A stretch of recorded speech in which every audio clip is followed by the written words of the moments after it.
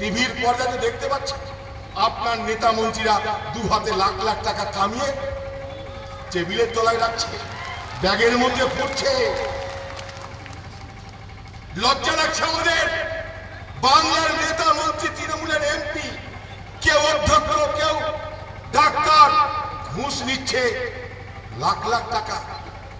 আপনি আপনার নেতা মন্ত্রীদের সস্তায় চাল দিয়ে পেট ভরাতে পারলেন না, আর জঙ্গলমহলের মানুষকে বলছেন 2 টাকা কিলো চাল দিব, তোমরা খেয়ে সুখে থাকো, তোমরা হাসো।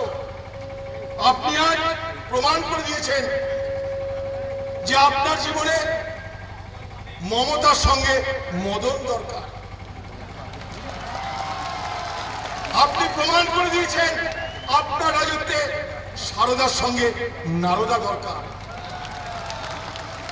তাই জঙ্গলমহলের মানুষ, বলরামপুরের মানুষ, সারা বাংলা জুড়ে আমরা এই সন্ত্রাসের বিরুদ্ধে, এই অরাজকতার বিরুদ্ধে আন্দোলনে নেমেছি।